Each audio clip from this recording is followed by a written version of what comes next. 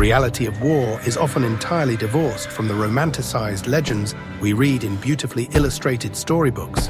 During the medieval era, combat was an intensely personal, agonizingly visceral, and incredibly terrifying experience. There were no smart bombs, guided missiles, or drone strikes deployed safely from thousands of miles away. Men stood shoulder to shoulder in the freezing mud, gripping pieces of heavy, sharpened steel, and looked their enemies directly in the terrified eyes before attempting to violently tear them apart. The battlefields of Europe were absolute, chaotic slaughterhouses. They were heavily choked with the deafening roar of clashing iron, the desperate screams of the dying, the frantic whinnying of war horses, and the thick, metallic stench of freshly spilled blood. It was a brutal, completely unforgiving theater of raw human endurance. In this hellish environment, survival depended entirely on the raw physical power, the ingenious design, and the absolute lethality of the weapons you wielded. Throughout the centuries, warfare evolved into a desperate, bloody arms race between impenetrable defense and unstoppable offense.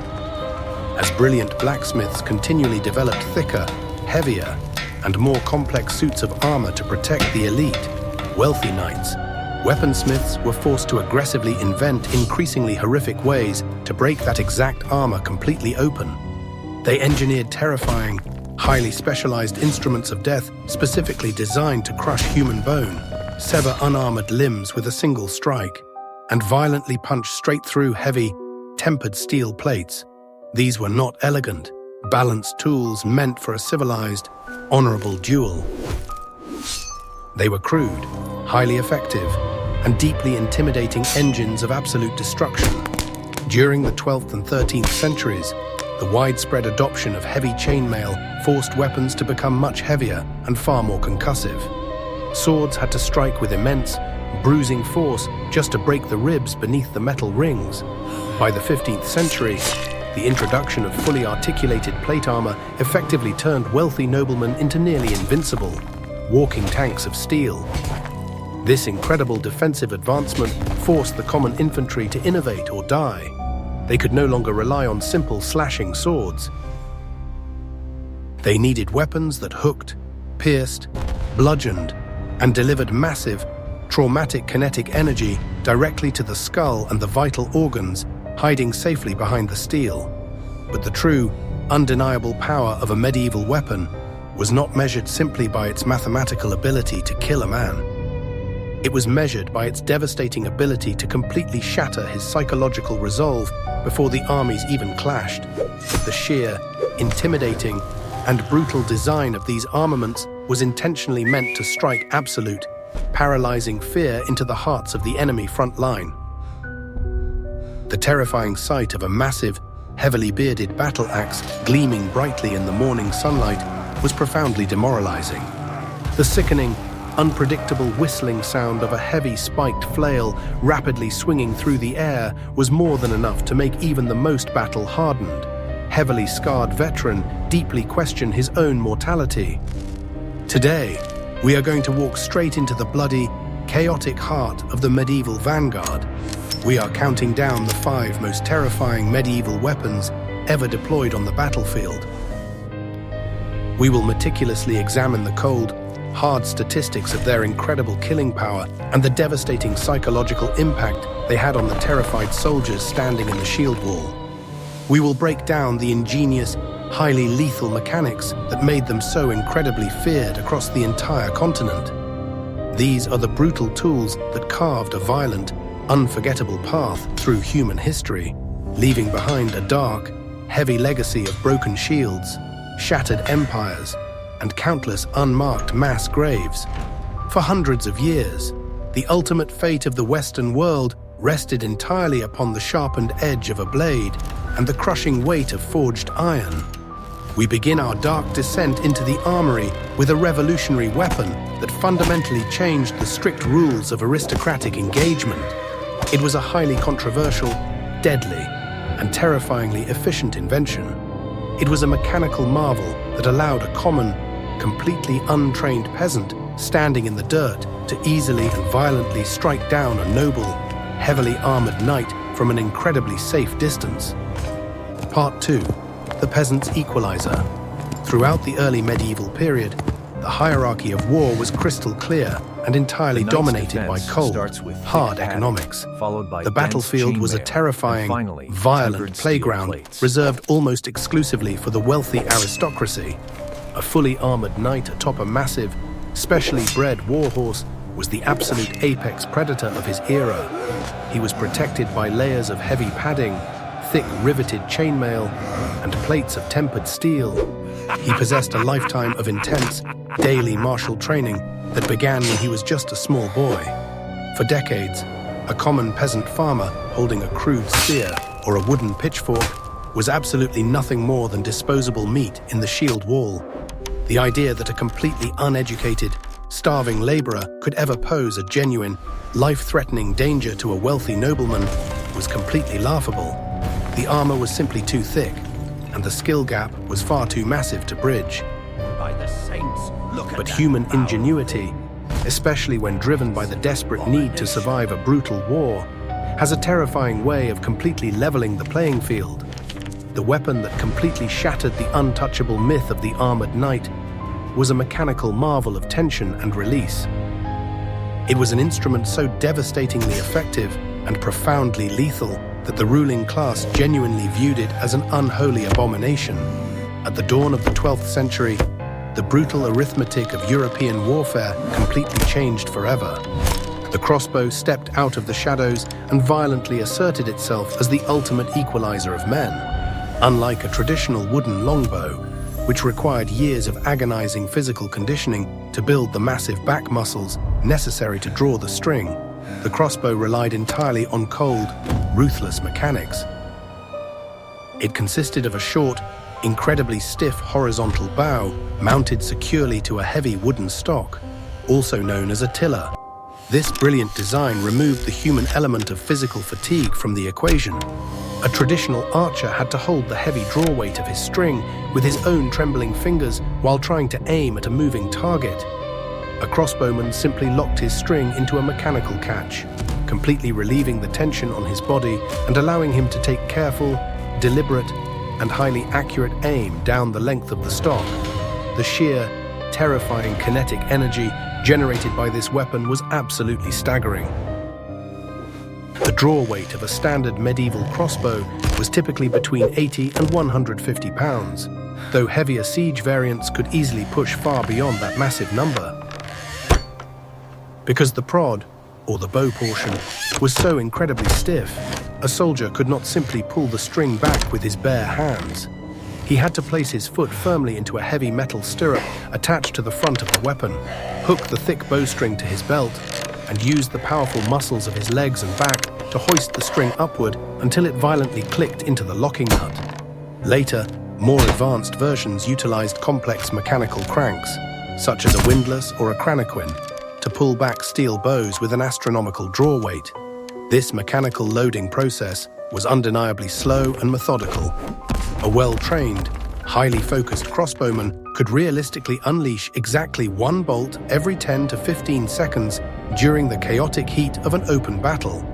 While this rate of fire was significantly slower than a skilled longbowman, the crossbow traded rapid volume for absolute, terrifying armor-piercing devastation. The weapon did not fire long, flexible wooden arrows. It fired a short, incredibly thick, and heavy projectile known universally as a bolt or a quarrel. These massive projectiles were often tipped with a vicious, diamond-shaped steel head known as a bodkin point.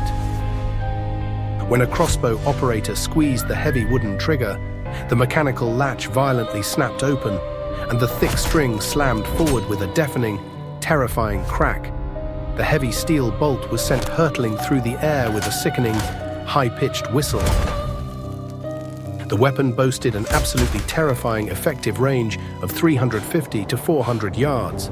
At close to medium range, the heavy steel quarrel carried enough raw, concentrated kinetic energy to violently punch straight through the thickest riveted chainmail. It could easily dent, fracture, and penetrate the hardened steel plate armor worn by the absolute elite fighting forces of Europe. The psychological impact of this reality was profoundly devastating to the ruling class. A heavily armored lord, riding a horse that cost more than a small village, could be instantly and brutally killed by an anonymous, terrified teenager hiding behind a wooden shield 300 yards away. In the year 1139, the Second Lateran Council of the Catholic Church actually attempted to completely ban the use of the crossbow against fellow Christians. The religious elite declared it a weapon hateful to God, deeply terrified by the profound, violent social upheaval it represented. It was a weapon that completely ignored the divine right of kings and the immense wealth of the nobility. It democratized death on the battlefield, making the heavy armor of the knight completely obsolete in a fraction of a second. But a weapon this powerful and heavily effective could never be contained by a simple religious decree. It became an absolute staple of medieval warfare, a terrifying mechanical beast that proudly tore the armored elite from their saddles and buried them in the mud. But while the crossbow killed with cold, mechanical precision from a great distance, our next weapon was a chaotic, unpredictable engine of bone-crushing terror designed strictly for the brutal, suffocating intimacy of close-quarters combat. Part 2. The Unpredictable Skull Crusher. Throughout the medieval era, the fundamental goal of heavy infantry was to form an unbreakable wall of interlocking wooden shields. This massive, bristling formation of timber and iron was designed to completely absorb the momentum of a charging enemy. When two shield walls violently collided, the battlefield immediately transformed into a suffocating, absolutely terrifying crush of sweating bodies and desperate screams. In this agonizingly tight space, swinging a long sword or thrusting a spear was practically impossible. Soldiers were pressed entirely against one another, desperately fighting for a single inch of ground in the bloody mud. The men standing in the vanguard needed a weapon specifically engineered to completely bypass traditional defenses and deliver absolute, concussive devastation in incredibly tight quarters. They needed an instrument of pure, unpredictable terror that completely ignored the basic rules of swordplay. They needed the flail. The mechanical design of the military flail was completely terrifying in its brutal simplicity. Unlike a rigid mace or a perfectly balanced sword, the flail was a weapon defined by chaotic, uncontrollable kinetic energy. It consisted of a sturdy wooden handle, typically measuring 3 to 4 feet in length, heavily reinforced with iron bands to prevent it from shattering upon impact. Attached to the very top of this handle was a thick, forged iron chain. At the end of that chain hung the ultimate arbiter of medieval death. It was a solid, heavy iron weight, often forged into a terrifying, brutally spiked ball. The solid iron striking head usually weighed anywhere from 5 to 10 pounds. When an enraged, adrenaline-fueled soldier swung the heavy wooden handle, the iron ball was violently whipped through the air, generating a sickening, incredibly fast angular momentum. During the 13th and 14th centuries, the rapid evolution of heavy armor forced weaponsmiths to prioritize blunt force trauma over simple cutting edges. A perfectly sharpened sword might harmlessly slide off a curved steel helmet or get hopelessly trapped in the thick iron rings of a chainmail shirt. The flail, however, did not need to cut the skin to be absolutely lethal. The sheer, overwhelming concussive force delivered by a swinging 10-pound iron ball was more than enough to completely shatter heavy bones, instantly rupture vital internal organs, and knock heavily armored opponents completely unconscious with a single, glancing blow to the head. Even if a knight was wearing the absolute thickest, most expensive plate armor in the world, the massive kinetic energy of a flail strike would violently transfer straight through the steel, turning his own highly expensive armor into a crushing, agonizing coffin. But the absolute, most terrifying advantage of the flail was its ability to completely ignore an enemy's shield. If a desperate defender raised his heavy wooden shield to block a downward sword strike, the rigid blade would safely slam into the wood and stop. If he raised that exact same shield to block a heavy flail, he was signing his own death warrant. The sturdy wooden handle of the flail would strike the top edge of the shield, abruptly stopping the swing. Soon, but the heavy iron chain would immediately whip completely over the top of the defensive barrier. The spiked, 10-pound iron ball would crash down directly onto the completely unprotected face, neck, or collarbone of the terrified defender hiding underneath. There was simply no safe way to block it. Parrying a flail with a sword was completely useless, as the flexible chain would simply wrap violently around the defender's blade, ripping the weapon entirely out of their hands or allowing the spiked weight to smash directly into their arm.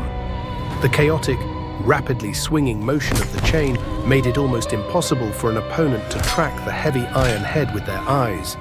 It moved with a terrifying, blurry speed, dropping from the sky like a heavy iron meteor.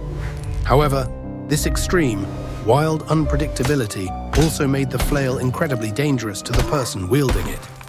It required an immense amount of physical strength, intense focus, and precise spatial awareness to swing the weapon without accidentally crushing the skull of a friendly soldier standing entirely too close in the formation. A single mistimed swing, or a strike that glanced off an enemy's shield at the wrong angle, could cause the heavy spiked ball to violently rebound straight back into the face of the attacker. In the later years of the Middle Ages, the flail became deeply associated with specialized, highly aggressive shock troops and wealthy mounted knights.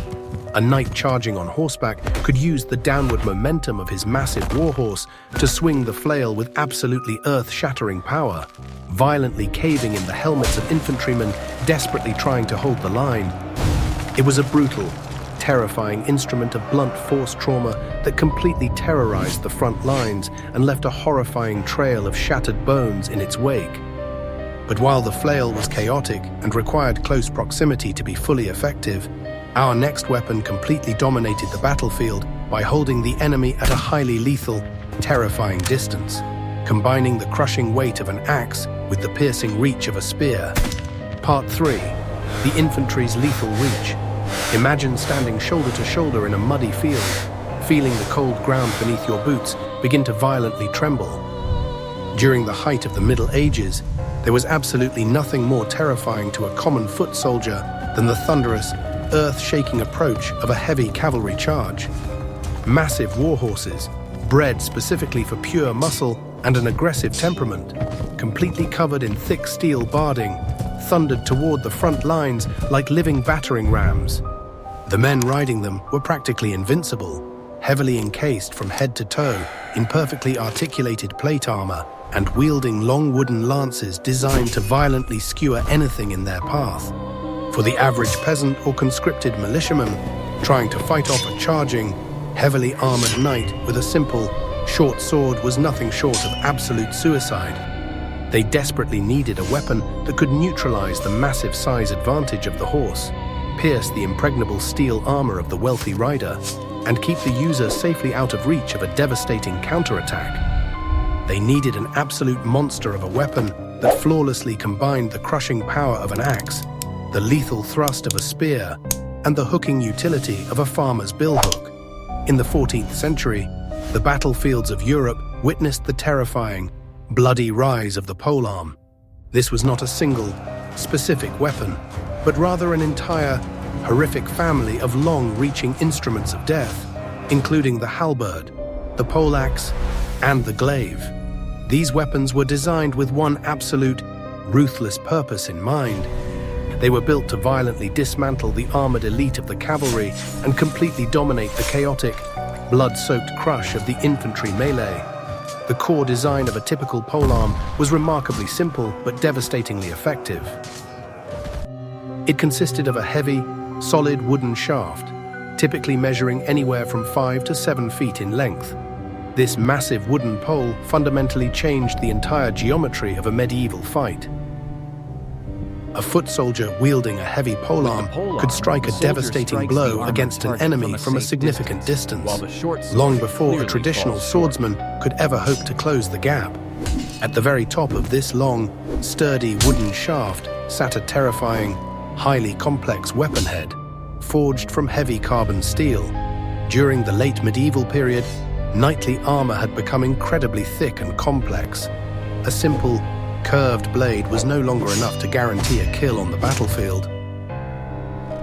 The brilliant weaponsmiths of the era designed the head of the polearm to be the ultimate, versatile multi-tool of absolute slaughter.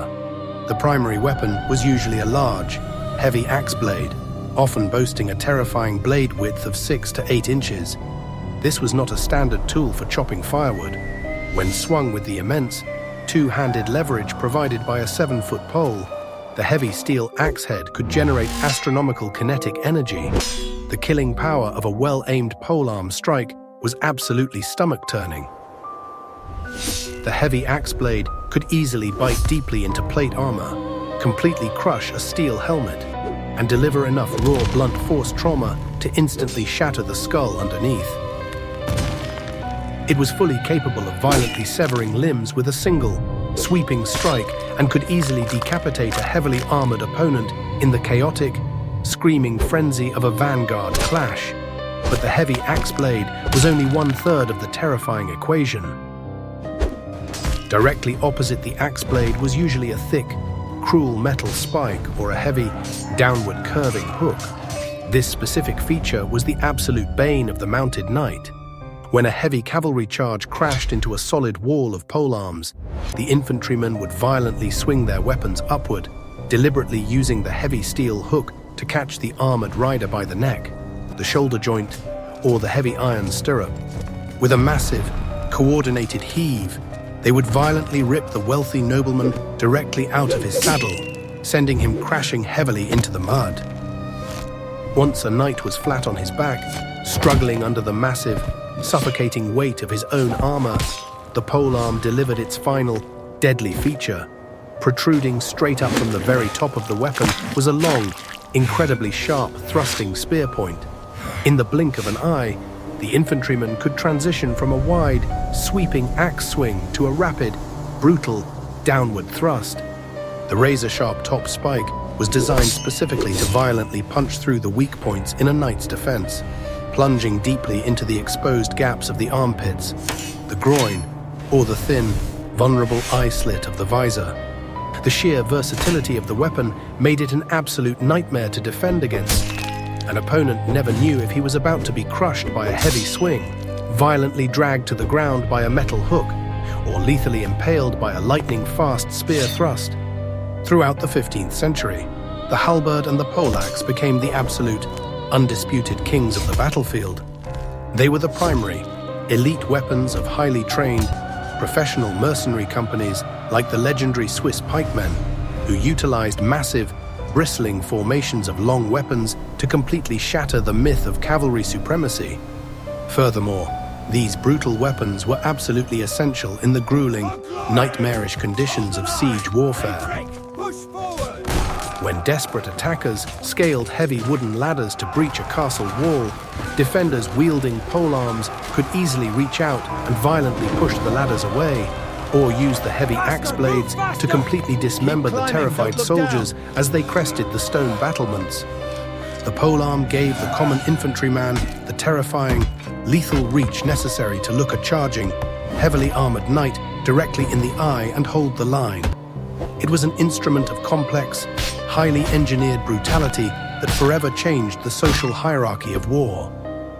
But while the long reach of the halberd ruled the open field, our next weapon was the absolute, undisputed symbol of martial elegance and terrifying, intimate violence. Part 4. The Chivalric Executioner. There is an undeniable, almost mythical reverence attached to the image of a knight drawing his blade. While the peasant militias were violently thrusting their crude polearms in the chaotic mud, the elite warrior class of Europe was engaged in a completely different, highly sophisticated art of killing. To the wealthy nobility, a sword was not simply a tool of butchery. It was a deeply sacred, highly personalized extension of their own physical body, completely wrapped in the rigid, unforgiving code of chivalry. But behind the romanticized poetry and the glamorous tournaments lay a weapon of absolute, terrifying efficiency. It was a perfectly balanced instrument of death, known simply as the longsword. The physical design of the longsword was a masterclass in lethal geometry. The weapon featured a straight, double-edged steel blade that was incredibly sharp on both sides. During the height of the medieval period, the overall length of the longsword typically measured from 36 to 48 inches. This impressive length provided the wielder with a massive, terrifying reach advantage over shorter, one-handed weapons. The handle, or the hilt, was intentionally designed to accommodate two hands, giving the knight incredible leverage and raw, explosive power. Despite its massive, intimidating appearance, a properly forged longsword was surprisingly light and incredibly fast. The overall weight usually hovered from 2.5 to 4 pounds.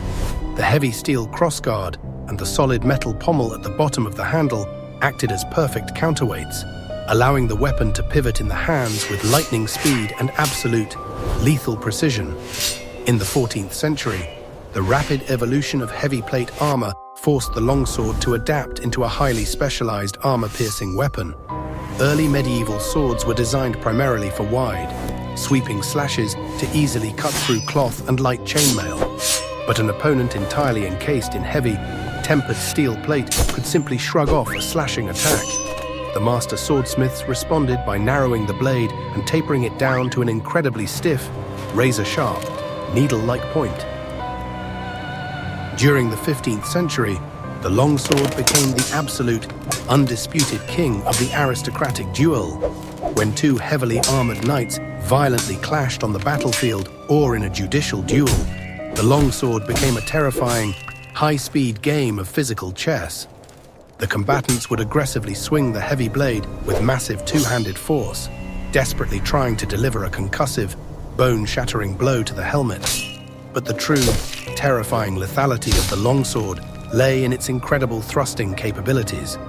A knight could violently drive the stiff, pointed tip of the blade directly into the tiny, unprotected gaps of an enemy's armor, completely piercing the thin chainmail protecting the armpits, the groin, or the delicate visor slit. The weapon was also completely unique because the sword itself could be instantly transformed into a brutal, bludgeoning hammer.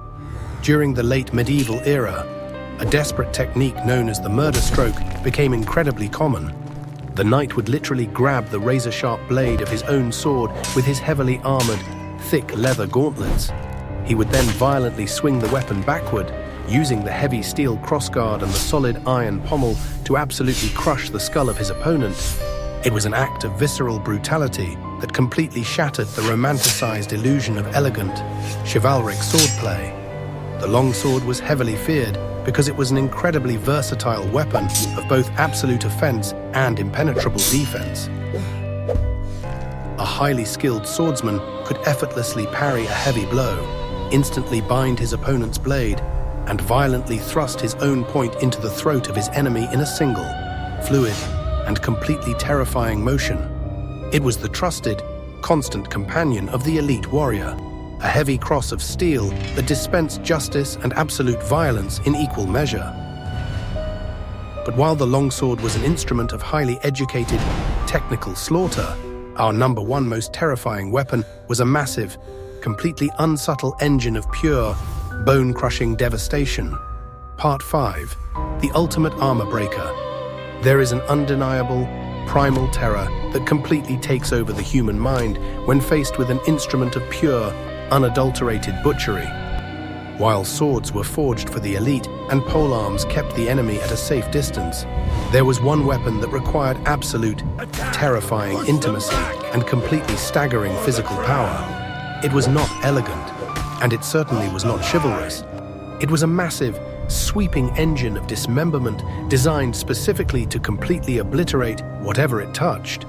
The undisputed king of the chaotic, blood-soaked melee was the battle axe.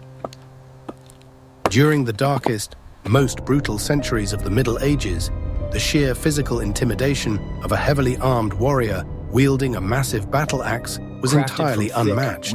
Unlike a typical woodcutter's tool, a medieval military axe was a highly specialized, meticulously forged weapon of war. The sturdy wooden handle, often reinforced with thick iron strips to prevent an enemy sword from violently severing the wood, typically measured from 3 to 4 feet in length. This provided the frontline soldier with massive, terrifying leverage to generate extreme centrifugal force. Attached securely to the top of this haft was a massive, incredibly sharp blade forged from heavy, tempered steel. The sheer weight of the axe head alone usually ranged from 3 to 10 pounds. When a highly aggressive, adrenaline-fueled combatant swung this massive wedge of heavy iron with both hands, the resulting kinetic energy was completely devastating. A traditional sword relied heavily on the razor sharpness of its edge to slice through flesh, but the battle axe weaponized pure, concentrated gravity and momentum. In the 11th and 12th centuries, heavily armored knights actively feared the devastating, crushing impact of the battle axe above almost everything else on the battlefield. The heavy, sweeping blade was explicitly designed to bite deeply into the thickest wooden shields, violently splintering them into completely useless pieces of kindling and instantly disarming the terrified defender. Even if an elite knight was fully encased in heavy, riveted chainmail or thick steel plate armor, attempting to block a direct, two-handed hit from a battle axe was practically impossible. The sheer, massive, blunt force of the strike would completely crush the heavy steel armor inward, instantly shattering the ribs and vital organs underneath without ever needing to physically pierce the skin. The sheer killing power of this weapon was absolutely stomach-churning. A single, brutal strike was fully capable of completely splitting an iron helmet and the skull inside of it completely in half. It was routinely used to violently sever limbs with a single, massive blow, leaving a horrifying trail of dismembered, screaming victims in the bloody mud of the vanguard. Furthermore, it was not strictly limited to the grinding, suffocating crush of the infantry shield wall. Wealthy, highly skilled knights frequently wielded heavy, one-handed battle axes from the towering height of their massive, armored war horses. The downward momentum of a charging horse, combined directly with the heavy swing of a solid steel axe head, was more than enough to instantly fell an opponent with one brutal, earth-shattering strike. The battle axe completely ignored the sophisticated, highly educated rules of fencing and aristocratic swordplay. It was an instrument of absolute, uncompromising brute force, a heavy iron wedge that violently carved the borders of nations and completely shattered the bones of entire empires.